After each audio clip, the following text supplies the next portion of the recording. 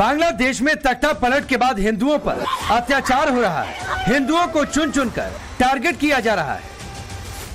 हिंसा और आगजनी के खिलाफ बांग्लादेश में हिंदू सड़कों पर हैं। लेकिन राहुल गांधी, प्रियंका गांधी ने अभी तक हिंदुओं पर हो रहे हमले पर एक शब्द नहीं बोला है। राहुल प्रियंका चुप हैं, लेकिन इस बीच राहुल गांधी को लेकर कई तरह के सवाल उठने लगे हैं। सवाल उठ रहे हैं कि क्या बांग्लादेश में हुए तख्ता पलट का कोई राहुल गांधी कनेक्शन है? क्या बांग्लादेश में जो कुछ हुआ उसकी पटकथा राहुल गांधी को 1 महीने पहले से पता थी? ये सवाल इसलिए क्योंकि बांग्लादेश के एक बड़े पत्रकार सलाउद्दीन चौधरी ने ऐसे ही गंभीर आरोप राहुल गांधी पर लगाए हैं। पत्रकार सलाउद्दीन का आरोप है कि 1 महीने पहले राहुल गांधी लंदन में थे। राहुल गांधी ने खालिदा जिया के बेटे तारिक रहमान से लंदन में मुलाकात की थी। इस मुलाकात में राहुल गांधी ने बांग्लादेश के आंदोलन को हरी झंडी दी। आरोप यह भी है कि इस मुलाकात के बाद तारिक रहमान ISI और CIA अधिकारियों से मिला, जहां शेख हसीना के तख्ता पलट की पूरी रणनीति बनी। सलाउद्दीन चौधरी के इन आरोपों के बाद सियासत में खलबली मच गई है। इन आरोपों के बाद राहुल गांधी और कांग्रेस पार्टी बैकफुट पर है, लेकिन बीजेपी हमलावर है। बीजेपी सवाल पूछ रही है, अगर राहुल ने खालिदा जिया के बेटे से मुलाकात की तो उसका एजेंडा क्या था? कल बांग्लादेश के प्रसिद्ध पत्रकार सलाहुद्दीन चौधरी जी ने ऐसे किए हैं, कुछ बड़े आरोप लगाए हैं हमारे नेता प्रतिपक्ष राहुल गांधी जी पर। सलाहुद्दीन चौधरी जी का मानना है कि पिछले महीने खालिदा जिया के पुत्र लंदन में मौजूद थे और यहां उनकी मुलाकात हमारे नेता प्रतिपक्ष राहुल गांधी से हुई और इस मीटिंग में राहुल गांधी ने एक प्रकार से बांग्लादेश में हो रहे आंदोलन को ग्रीन सिग्नल दिया। एक प्रकार से उन्होंने हरी झंडी दिखाई है इस पूरे प्रकरण को, इस पूरे आंदोलन को। ये बहुत बड़ा गंभीर आरोप है राहुल गांधी पर। मेरे ख्याल से कांग्रेस को तुरंत जवाब देना चाहिए। क्या वाकई राहुल गांधी जब पिछले महीने वे 10 दिन भारत में नहीं थे तो क्या वे लंदन में थे और क्या उनकी मुलाकात यहां खालिदा जिया के पुत्र से हुई थी? यदि हां तो इस मीटिंग में क्या डिसाइड किया गया, इस मीटिंग का एजेंडा क्या था? इतना ही नहीं, राहुल गांधी पर आरोप है कि 8 अगस्त को जब हिंदुओं के खिलाफ बांग्लादेश में नरसंहार हो रहा था, राहुल गांधी फिलिस्तीन समर्थक डेलीगेशन के साथ मीटिंग कर रहे थे। आरोप है कि क्या राहुल इन प्रदर्शनकारियों को गाइड कर रहे थे? बीजेपी सवाल कर रही है कि क्या राहुल गांधी ऐसे प्रदर्शनकारियों को उकसाते हैं क्या? हमने देखा है कि गुरुवार 8 अगस्त को राहुल गांधी एक डेलीगेशन से मिले थे। इस डेलीगेशन में इकोनॉमिस्ट जीन ड्रेस भी मौजूद थे। कल अर्थात 9 अगस्त को जीन ड्रेस जो है प्रो पैलेस्टीन प्रोटेस्ट में में भाग लेते हुए गिरफ्तार किए गए। यहां पर उनके साथ जीन ड्रेस के साथ नदीम खान भी मौजूद थे, जो ऑल इंडिया जमायते हिंद के सदस्य हैं, महत्वपूर्ण सदस्य हैं और जिन्होंने निरंतर बांग्लादेश में सिविल वॉर की वकालत की है। तो क्या 8 तारीख को जब हिंदुओं की जानें खतरे में थी बांग्लादेश में, तो क्या राहुल गांधी अपने घर पर प्रो पैलेस्टीनियन प्रोटेस्टर्स को ट्यूटर कर रहे थे, मेंटोर कर रहे थे, उन्हें बता रहे थे कि किस प्रकार से उन्हें अगले दिन प्रोटेस्ट करना चाहिए? और यदि वो ऐसा कर रहे थे तो क्या वो हिंदू उत्पीड़न जो बांग्लादेश में हो रहा है उसके एक प्रकार से एनेबलर नहीं है? आप किसी देश के समर्थन में जो प्रदर्शन कर रहे हैं उनसे मिलते हैं, क्या राहुल गांधी ही उकसाते हैं? क्या राहुल गांधी ही इस तरह की बातें करते हैं जिससे कि देश में आग लगे? और जो आपने बताया लंदन की जो भेंट हुई है, हमने देखा हमारे पड़ोसी मुल्क में क्या हो रहा है। तो सवाल ये पूछे जाते हैं कि ये जो विदेशी दौरे होते हैं या जिन प्रतिनिधि मंडल से ये राहुल गांधी जी मिलते हैं, ऐसा क्या करते हैं कि केवल अराजकता, केवल जो हमारी राजकीय संपत्ति है उसे नष्ट करना, भड़काऊ भाषण, श्री नरेंद्र मोदी जी के प्रति नफरत सामने आना, यह चिंताजनक है। बांग्लादेश में हिंदुओं के खिलाफ अत्याचार को लेकर विरोध पूरी दुनिया में हो रहा है। भारत से लेकर अमेरिका तक, ब्रिटेन से लेकर कनाडा तक में हिंदुओं पर हो रहे अत्याचार की निंदा हो रही है, लेकिन राहुल गांधी और प्रियंका गांधी के मुंह से एक शब्द नहीं निकला। और जब पूरी दुनिया में विरोध के बाद अब कांग्रेस की तरफ से सोशल मीडिया पर एक ट्वीट आया तो उसमें भी हिंदू का जिक्र नहीं था। जयराम रमेश ने सोशल मीडिया पर लिखा, कांग्रेस वहां अल्पसंख्यकों और उनकी संपत्तियों तथा पूजा स्थलों पर लक्षित हमलों की खबरों पर अपनी चिंता व्यक्त करती है। कांग्रेस को उम्मीद है कि बांग्लादेश की अंतरिम सरकार अल्पसंख्यक समुदायों में विश्वास पैदा करने के लिए सशक्त कदम उठाएगी। सवाल है कि क्या जानबूझकर जयराम रमेश ने अल्पसंख्यक शब्द का इस्तेमाल किया। सवाल ये भी उठाए कि क्या राहुल को हिंदुओं पर हो रहे हमले की एक जानकारी है, इसीलिए राहुल गांधी हिंदुओं पर हो रहे हमले पर मौन है। देखिए, जो लोग प्रियंका वाड्रा गांधी फिलिस्तीन के समर्थन में ट्वीट करती हैं, लेकिन जब हमारे पड़ोसी मुल्क में हिंदू प्रताड़ित होता है तो चाहे राहुल गांधी हो चाहे प्रियंका वाड्रा गांधी हो, उनके मुंह में दही जम जाती है। सुई पटक सन्नाटा, हम कुछ नहीं बोलेंगे। और ये जो दोगली राजनीति है, ये चिंताजनक है। ऐसे में सवाल है कि क्या राहुल गांधी ने सचमुच खालिदा जिया के बेटे से मुलाकात की थी। सवाल यह भी है कि राहुल अभी तक इस मामले में चुप क्यों है। क्या राहुल गांधी इस बात का जवाब देश को देंगे। सवाल यह भी है कि अगर राहुल ने गुपचुप मुलाकात की तो क्या भारत की विदेश नीति का उल्लंघन नहीं किया। और सबसे बड़ा सवाल कि क्या वाकई राहुल गांधी बांग्लादेश जैसी स्थिति भारत में चाहते हैं। सवाल यह भी है कि इस तरह किसी डेलीगेशन से मुलाकात कर उन्हें भड़काना क्या अर्बन नक्सल मानसिकता को नहीं दर्शाता। Bureau report, times now Bharat.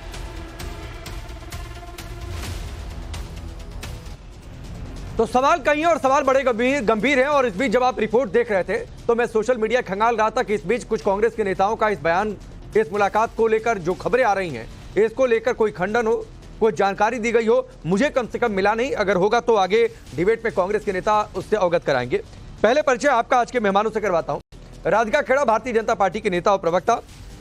Salahuddin Shoaib Chaudhary जी हमारे साथ जुड़े हुए हैं, जिन्होंने ये पूरा दावा किया। बहुत बहुत स्वागत है सर आपका।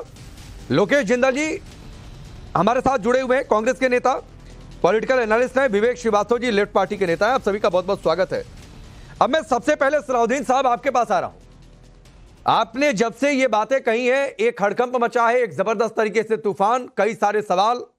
तो सर एक बार बताइए कि ये पूरी जानकारी क्या है। आपने दावा किया है कि लंदन में राहुल गांधी और तारिक रहमान की मुलाकात हुई है। कब आपको जानकारी मिली, जानकारी का सोर्स अगर आप बता पाएं जितना संभव हो। ये पूरी जानकारी एक बार मैं चाहूंगा देश के दर्शकों को आप बताएं। धन्यवाद। आप जानते हैं कि कोई पत्रकार उसके सोर्स डिस्क्लोज नहीं करता, मैं भी नहीं करूंगा जी।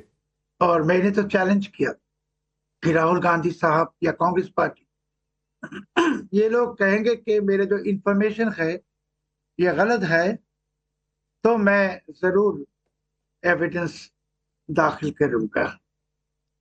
और मैं जोर से फिर से कह रहा हूं कि राहुल गांधी मैट तारिक रहमान से मुलाकात की लंदन में, ये कोई इसमें कोई शक है नहीं। और ये मेरे जो इंफॉर्मेशन है ये कोई क्लेम नहीं, इंफॉर्मेशन। ये लोग कभी भी इसको डिबंक नहीं कर सकेंगे, करेंगे भी नहीं, क्योंकि राहुल गांधी साहब को खुद को पता है कि he has met and he knows that if he denies, अगर वो इसको स्वीकार नहीं करेंगे तब तो जब मैंने कहा है तो मैं एविडेंस भी दे दूंगा। मैं एक बार फिर आपसे पूछ रहा हूं सर, जो आपने कहा ये ठीक है कि कोई पत्रकार अपना सोर्स नहीं बताता है, कोई हमसे भी पूछ दे तो हम ना बताएं, सूत्रों के हवाले से खबरें चला दी जाती हैं, ये बिल्कुल आपकी बात ठीक है और इसका सम्मान भी है। आप ये कह रहे हैं कि राहुल गांधी या कांग्रेस का कोई नेता खारिज कर दे या फिर बात यहीं पर आ जाए कि नहीं तो अब सबूत दिखाई देना है, तो आपके पास उस मुलाकात का एविडेंस भी है, मतलब कोई तस्वीर होगी, कोई वीडियो होगा, कुछ इस तरीके की भी चीजें आपके पास है?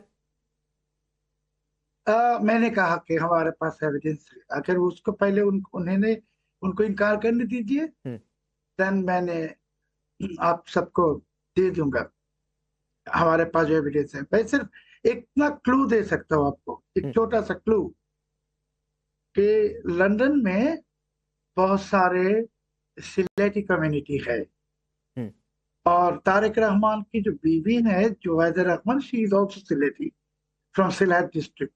आई am from Sylhet also, so you can understand that Rahul Gandhi Tarique Rahman की इनर सर्कल में जितने लोग हैं इसमें ज्यादा सिलेटी लोग हैं। सलाउद्दीन साहब, मैं एक चीज कह रहा हूं, आप क्यों इंतजार कर रहे हैं कि राहुल गांधी इसको खारिज करें? सर, लाइव शो है, आप देश का सबसे पुराना मीडिया हाउस है टाइम्स ग्रुप, आप उस पर बैठे हुए हैं। मैं चाहूंगा आप दिखाई दीजिए सर एक बार सबूत, क्योंकि फिर उसके बाद खारिज करने की गुंजाइश ही खत्म हो जाए। दिखाऊंगा। मैंने जो कहा कि पहले तो ये इंफॉर्मेशन मैंने डिस्क्लोज किया रिपब्लिक में, और जब वो इनकार करेंगे सब मीडिया हाउस को वो एविडेंस मिल जाएगा। मैं फिर से कह रहा हूँ, strongly and confidently and as a senior journalist मैं जानता हूँ ये कोई छोटा मोटा कोई एलिगेशन है नहीं, बहुत बड़ा एलिगेशन करे। सो राहुल गांधी साहब तो इसको डिनाई नहीं करेंगे। ठीक है, मैं जोर से फिर से कह रहा हूँ, कर नहीं सकते। अच्छा, मेरा अगला सवाल है सलाउद्दीन साहब आपसे कि इस मुलाकात में क्या बातें, क्या ये माना जाए कि मुलाकात हुई तो बांग्लादेश में क्या कुछ होने वाला है घटनाक्रम, ये सब कुछ राहुल गांधी को पहले से पता? क्या उसमें बातचीत हुई? आप ये भी कह रहे हैं कि ग्रीन सिग्नल दिया गया, क्या समर्थन रहा? यस, ये मैं क्लियरिफाई करता हूँ आपको। ग्रीन सिग्नल, बांग्लादेश में जो बीएनपी के लीडर्स है, डेफिनेटली बीएनपी के लीडर्स के साथ तो मेरा रिश्ता है। तो 2-3 वेरी सीनियर लीडर्स बीएनपी का, बहुत ही सीनियर मीनिंग इम्पोर्टेंट, सॉरी, उन लोगों को तारिक रहमान साहब ने ये मैसेज भेजा कि राहुल गांधी के साथ बहुत फ्रूटफुल मीटिंग हुआ, we have got green signal from him, और बांग्लादेश में जो हमारा प्लान है, it was, I got this message, I will just give you the date when they met. I will not tell now, but when I got this information, I got the day before the Eid ul-Adha, Bakrid था, उसके आगे के दिन मुझको information मिला। और वो बात सुनने के बाद कि राहुल गांधी साहब का क्लियरेंस मिल गया, BNP leaders generously and openly investment किया। ये जो एनर्किज्म हो रहा है इसमें, ये तो कोई स्पॉन्टेनियस है नहीं, it is funded, and it is not only BNP leaders, it is funded by Biden CIA, Pakistani ISI and many other elements. And Rahul Gandhi साहब क्यों किया ये मैं एक्सप्लेन पहले भी कर दिया, फिर से मैं ये रिपीट करना नहीं चाहता। मैं फिर सिर्फ एक ही कहूंगा आप सबको कि अगर मेरे एलिगेशंस इंफॉर्मेशन सही है नहीं की, कांग्रेस पार्टी राहुल गांधी साहब भी दे ऑफिशियली कह दे कि ये इंफॉर्मेशन सटीक है नहीं, then I will keep the evidence. Sir, मैं आऊंगा आपके पास। मैं एक बार कांग्रेस पार्टी के नेता की ओर जाना चाहता हूं, लोकेश जिंदल जी। ये बहुत गंभीर आरोप है सर, देश के लिए, देश की विदेश नीति के लिए, और इसका खुलेआम उल्लंघन हुआ है, और ये किसी और ने नहीं, अब संवैधानिक पद पर है राहुल गांधी, और संवैधानिक पद पर रहते हुए किया है जो सलाउद्दीन कह रहे हैं। राकेश जी, आप भी जानते हैं, पूरा देश जानता है कि इस तरह के बेबुनियाद आरोपों को कोई भी स्वीकार नहीं कर सकता। अगर सलाहुद्दीन जी के पास किसी भी प्रकार का तथ्य है, किसी भी प्रकार का उनके पास में सबूत है, उसके साथ में वे अपनी थ्योरी को प्रस्तुत करें। इस प्रकार की बेबुनियाद और इस तरह का आरोप जो है, ये भारतीय जनता, भारतीय लोकतंत्र और भारतीय जर्नलिज्म में एक्सेप्ट नहीं किया जाता, बांग्लादेश में किया जाता। लेकिन अगर आपके पास कोई तथ्य है, आप उसे सामने प्रस्तुत करें, फिर आप अपना आरोप सिद्ध करें। नहीं लोकेश भाई, भारतीय पत्रकारिता का ध्यान हम रख रहे हैं, आप सर भारतीय राजनीति का ध्यान रख दीजिए, वही बहुत बेहतर होगा। पत्रकारिता वाला भार हम पर छोड़ दीजिए सर, हमारे कंधे इतने मजबूत हैं कि हम उस भार को उठा लेंगे। लोकेश भाई, मैं फिर आपसे सवाल कर रहा हूं सर, ये ना तो चीख चिल्लाहट का मसला है और ना तो किसी को गलत और सही साबित करने का मसला है। एक खबर आई और इसीलिए मैंने पहले सलाउद्दीन साहब से बातचीत की है, और मैं आपको यह भी बता दूं कि जब इस टॉपिक को आज के लिए तय किया जा रहा था तो मैंने ये इंश्योर किया गेस्ट टीम से कि पहले सलाउद्दीन साहब हमारे पैनल पर मौजूद रहे, तभी आज मैं इस टॉपिक पर शो करूंगा, वरना मैं कोई और टॉपिक चुनूंगा।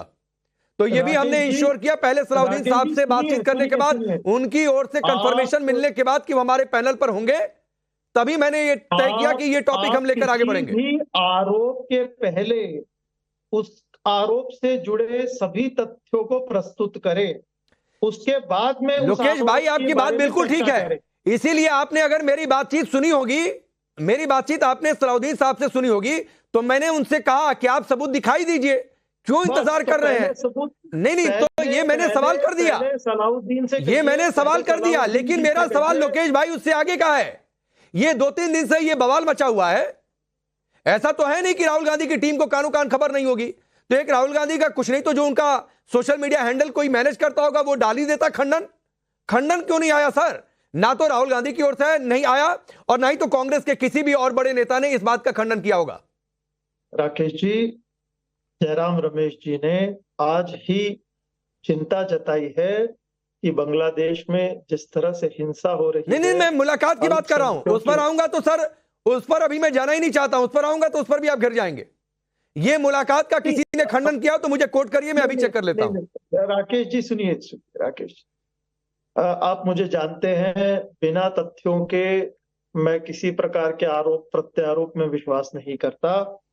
हाँ, किसी प्रकार के आप तथ्य समक्ष लाएं तो इस पर चर्चा। नहीं, तो राहुल गांधी को खारिज करना चाहिए ना लोकेश जिंदल, कि मैं किसी ऐसे तारिक रहमान से नहीं मिला, मैं खालिदा जिया के बेटे से नहीं मिला, मेरी बांग्लादेश के आंदोलन को लेकर मेरी कभी किसी से कोई बातचीत नहीं हुई है। ये खारिज कर देना था, ये डिबेट ही नहीं होती।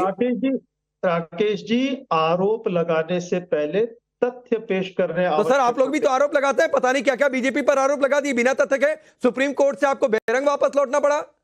आपने तो सुप्रीम कोर्ट में आपके नेता ने माफी तक मांग ली। कोई भी पक्ष लगाए वह गलत है, और अगर कोई भी पक्ष आरोप लगाना चाहता है तो आरोप लगाने से पहले तथ्य प्रस्तुत करे। ठीक है। राधिका खेड़ा, सलाहुद्दीन साहब की आपने बातें सुनी, बांग्लादेश के वरिष्ठ पत्रकार हैं और एक गंभीर आरोप है और इस पर कांग्रेस के किसी बड़े नेता का खंडन नहीं आया।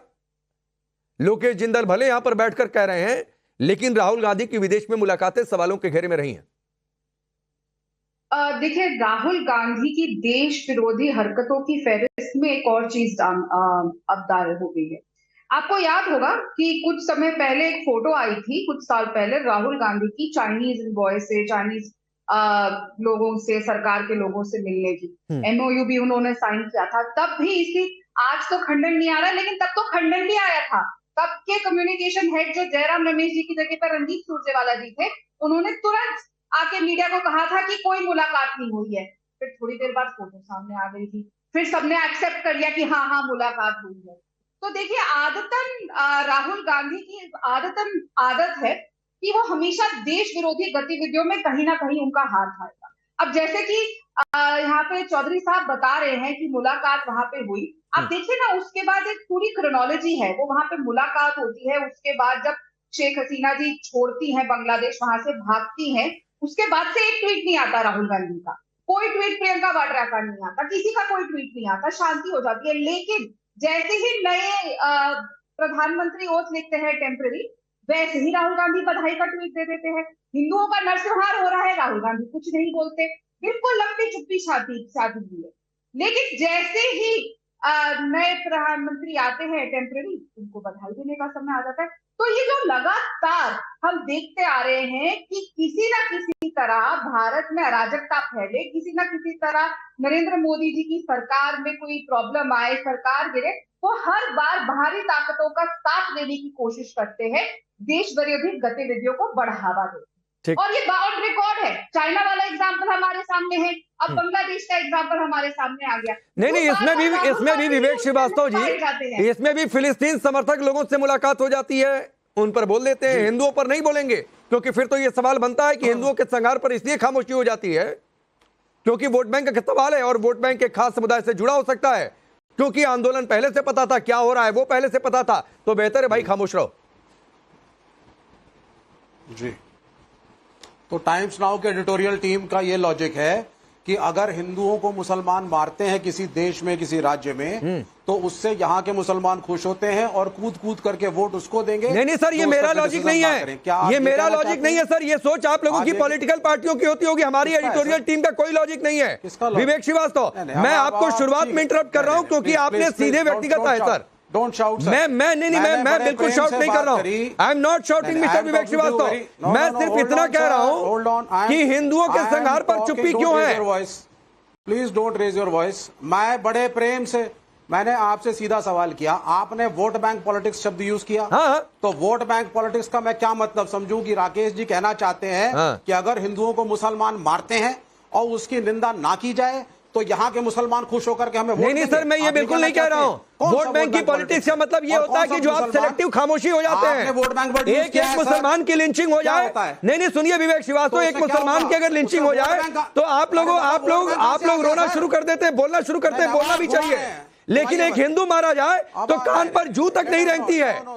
फिलिस्तीन में हिंसा हुई, सुनिए सर, नहीं सर, आप सॉरी मत बोलिए, ये वोट बैंक की पॉलिटिक्स का सच यही है। फिलिस्तीन में अगर कुछ हो रहा है तो यहां पर बोला जाएगा, झंडे लहरा दिए जाएंगे, लेकिन बांग्लादेश में हिंदू मारे जाए तो यहां पर कोई नहीं बोलता है। आपको पैलेस्टीन भी नहीं पता होगा।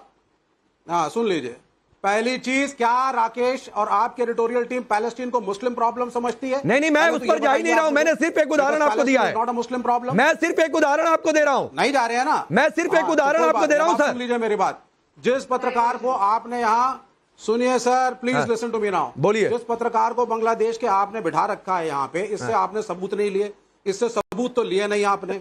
दूसरा, ये व्यक्ति जो बैठे हैं सलाउद्दीन साहब, जरा मुझे आप एक बात बताइए, 12 जनवरी 1965 को आपका जन्म हुआ सिलहट में, आपके ऊपर सेडिशन का चार्ज है बांग्लादेश में, आपके ऊपर चार्ज है कि आपने बांग्लादेश की सेंसिटिव इंफॉर्मेशन अपने देश से बाहर भेजी, आपके ऊपर चार्ज है मनी फ्रॉड का, आपको 7 साल 4 महीने के लिए जेल में भेजा गया, 3 महीने के लिए, शायद उसके बाद फिर 4 साल। आपकी क्या क्रेडिबिलिटी है? और बिना सबूत के आप यहाँ पे हल्ला राहुल गांधी के खिलाफ मचा रहे हैं और टाइम्स नाउ वाले ताली बजा रहे हैं। जरा मुझे सबूत कोई देगा यहाँ पर? नहीं, बिल्कुल ठीक बात है विवेक जी। कर देंगे कि राहुल विवेक जी, आपके इस सवाल के मैं साथ हूं, बोलिए, जवाब दीजिए सलाउद्दीन जी। मैं जवाब देता हूँ। उन्होंने बहुत अच्छी बात किया और साबित कर दी कि ही इंक्लाइंड टुवर्ड्स जिहादिस्ट। मेरे खिलाफ जो सिडिशन नहीं, सिर्फ ब्लास्फेमी, धर्मद्रोही, क्योंकि सुनिए मेरे बात, मैंने कहा था 2003 में कि बांग्लादेश में मद्रासा में जिहादी पैदा हो रहा है और बीएनपी वालों मेरे खिलाफ ये सिडिशन, ट्रीजन एंड ब्लास्फेमी का चार्ज लाए।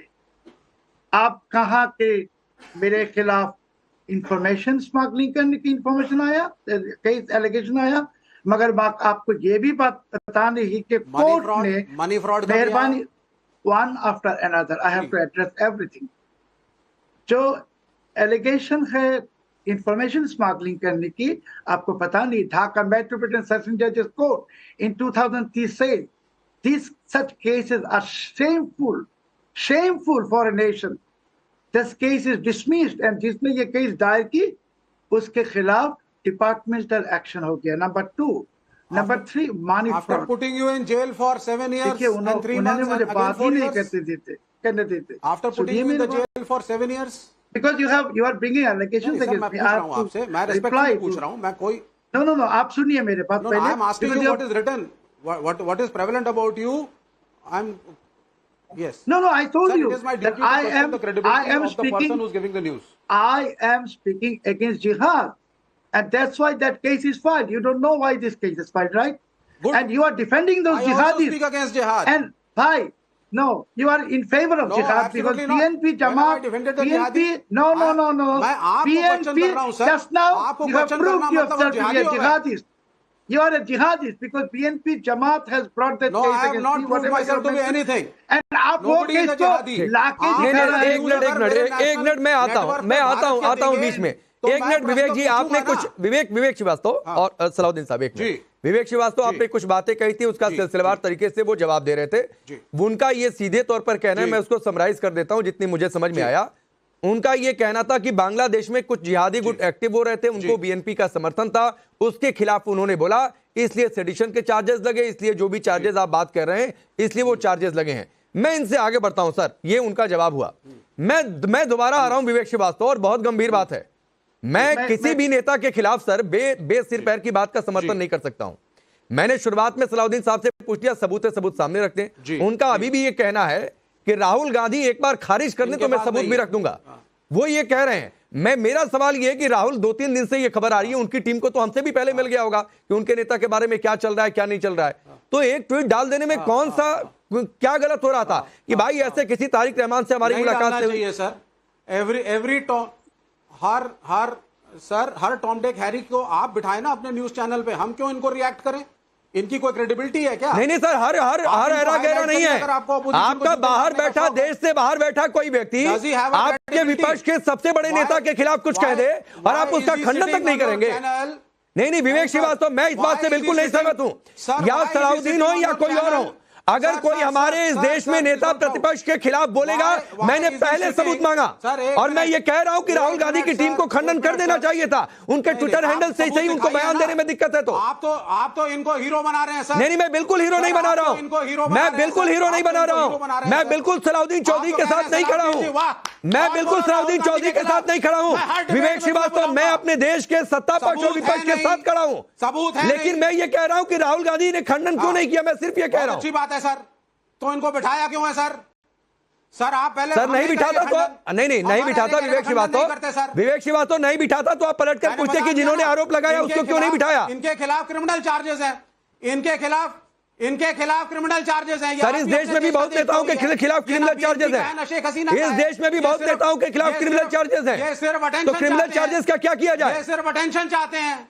चलिए, राधिका खेड़ा, मैंने बहुत क्लेरिफाई किया कि मैं अपने देश के लोगों के साथ खड़ा हूं, चाहे वो देश में सत्ता पक्ष हो या विपक्ष हो। मेरे लिए राहुल गांधी अपने हैं, सलाहुद्दीन चौधरी अपने नहीं हो सकते, हम मुल्क नहीं है। लेकिन राहुल गांधी की ओर से खंडन क्यों नहीं, इस पर इन्हें आपत्ति है, खंडन नहीं देंगे। बिल्कुल सही बात है, लेकिन ये सिलेक्टिवली नहीं चल सकता ना राकेश जी। जब हिंडनबर्ग की बात आती है तो हमारी सरकार के ऊपर हमला किया जाता है, लेकिन जब इनकी पोल खुलती है तो कहता है कि ये बाहर के लोग हैं, आप कैसे इन पे विश्वास कर रहे हैं। और यहाँ पे मैं बड़ी बात सुन रही हूँ, और ये लगातार मैं आजकल आपके चैनल में दोपहर पे भी एक डिबेट पे थी, तो जो पैनलिस्ट आए हुए हैं ना, वो यही बार बार बोलते हैं कि आप किसी भी टॉम डिक हैरी को बुला लेते हैं। अरे बहुत ही वियर्ड सिचुएशन है, क्योंकि यहाँ पे जो दोनों बैठे रहे, चाहे कांग्रेस के हो लेफ्ट हो, उनके अधिकृत प्रवक्ता नहीं है, सिर्फ नेता है। तो टॉम डिक हैरी तो इस समय अपनी पार्टी के लिए तो स्वयं है। तो ये जो बात लगातार सबको बोलते हैं जस्ट बिकॉज इनके पास पॉलिटिकली कोई आर्गुमेंट नहीं है, ये नहीं बता सकते कि क्यों राहुल गांधी चाइनीज लोगों से मिले, ये नहीं बता पा रहे कि राहुल। ठीक है राधिका जी, वक्त इतना ही है, सलाहुद्दीन साहब वक्त इतना ही है, बहुत बहुत शुक्रिया।